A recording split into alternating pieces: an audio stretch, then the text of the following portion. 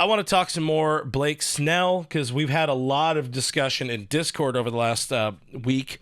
To a bunch today, but talking Snell versus like Max Fried versus Corbin Burns, and we know the Dodgers are going to be in on the Corbin Burns market. They are going to be in on the Max Fried market, but they appear to be heavily in on the Blake Snell market. They've already met. Jon Heyman said today in a report that the Dodgers, quote, like Snell a lot. I, too, like Blake Snell a lot at this stage in his career. That's the big thing. He's 32. I think his kind of ups and downs from the early stages of his career are past. Last year, his downs were mainly because he was not ready to pitch when opening day happened because he signed 5 days before opening day. It was more like 2 weeks. Even so, he's somebody that's available. In my opinion, the more I think about it, the more I look at the numbers for a myriad of reasons. I am Blake Snell over everybody else. Even Corbin Burns. Corbin Burns has been very good in his postseason career, very good in his career since moving into the starting rotation. But there's something to me about Blake Snell. I love the left-handed factor. I love the ability to punch. He would, I think, immediately become, the most dangerous strikeout weapon the Dodgers have in the rotation. That's without looking up any, numbers or stats. Just feels like it. The dude's been nasty when he's on. He's a fucking 2-time Cy Young Award winner.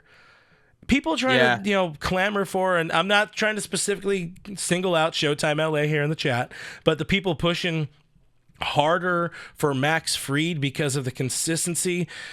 What I said earlier in the chat was there are two guys pitching-wise that are elite that are available, that are natural free agents, not like Sasaki. Two guys standalone as elite. It's Blake Snell and Corbin Burns, and then there's the Hall of Very Good, which is Max Fried, and then there's a bunch of other broken parts and people with question marks and all of this. Those are the three guys.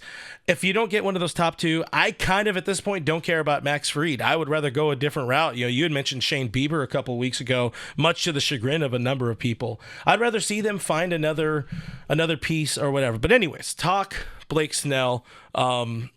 What do you feel about Blake Snell now as we get deeper into the offseason, and more so we're hearing more rumors linking the Dodgers to Snell?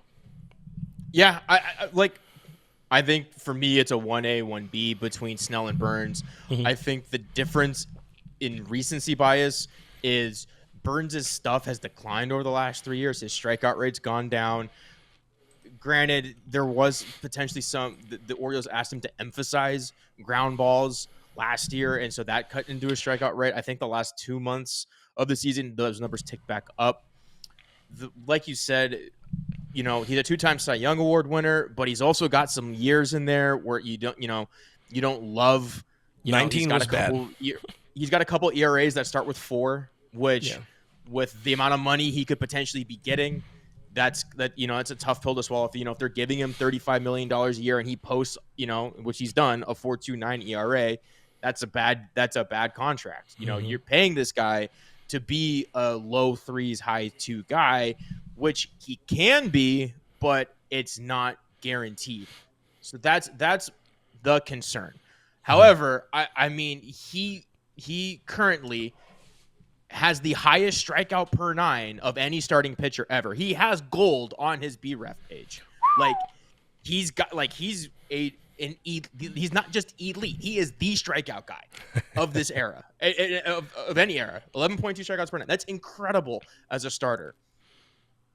He was good at the end of last year, which I like. If we're looking at, you're paying for future production, not past production.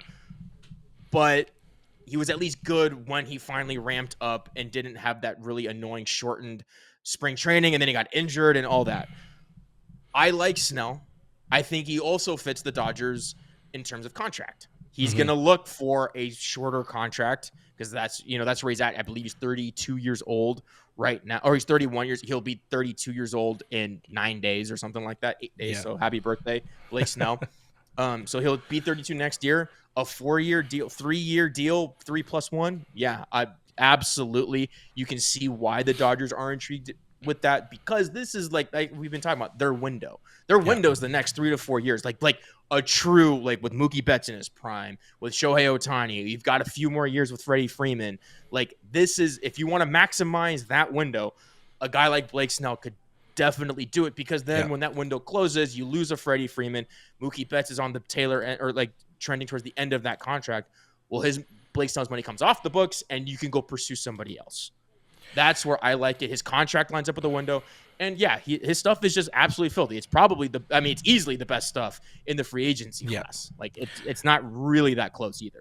And I feel like right now, that's what we're looking for. That's what this team needs to be looking for. It needs to be looking for the upper echelon of elite, not just somebody who's going to fill a bunch of innings. Because the reality is, there are a lot of dudes kind of laying around, in wait. If we're talking about your Robleskis, your eventually a Nick Frasso, Emmett Sheehan, they're not going to have trouble eventually if he comes back this year. I'm talking more so, particularly this coming season in 25.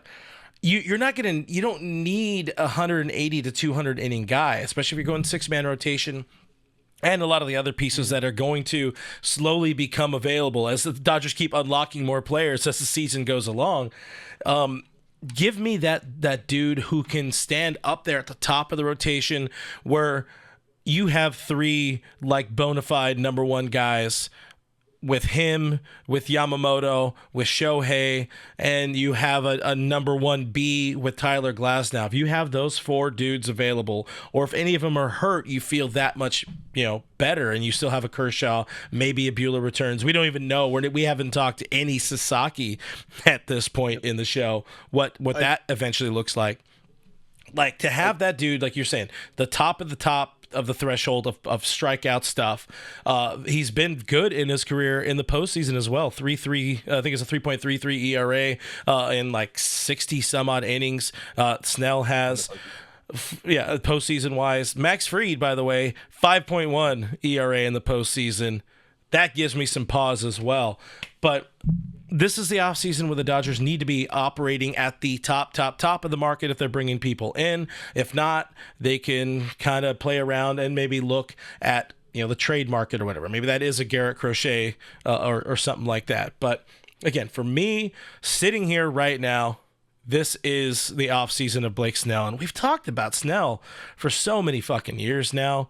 They've wanted him for a while. They almost were, they were trying to be in on him heavily late last offseason as well. Just makes a lot of sense. For him too. Yeah, and they tried to trade for him. So quickly, I'm going to tell you about Bet Online. It's the world's most trusted betting platform and your number 1 source for online betting. From the earliest odds to live in-game betting, Bet Online provides you with all the action and the ability to watch games and play along with games as they happen. With the largest selection of odds from everything to football, NBA, college basketball, NHL, UFC, MMA, BetOnline has it all. Head to BetOnline today. Get in on the action with America's most trusted site for online wagering. BetOnline, the game starts here. A 4-year contract would also line up with Tyler Glasnow's. So you'd have Glasnow's money come off. You'd have Snell's money come off at the same time. There's a lot to like. I think he fits really well as a player, money-wise.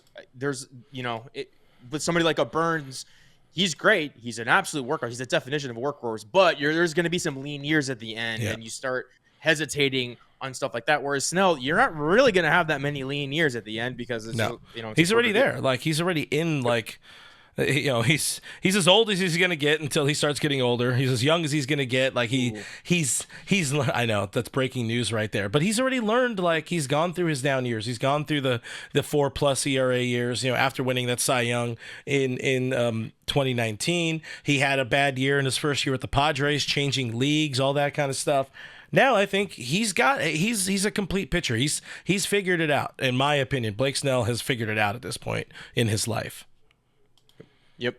Yeah, and he's cut his walks down quite a bit, which is always good. They're always going to be a bugaboo for him, but you can live with the walks if you've got punch, and he's obviously got punch. And with the Dodgers defense and how good they are defensively, just in general, he doesn't have to rely on it if he doesn't want to. So you always trust Mark Pryor in the pitching lab to, Yeah. and maybe this is one of the few guys that just say, hey, man, we got nothing for you. Just do what you're doing already. Go do your It's good enough thing. for us. Or somehow you make him better and you turn him into consistent, low threes, maybe mid twos guys. Guy, it could happen here whenever you get into the lab with Mark Pryor and company.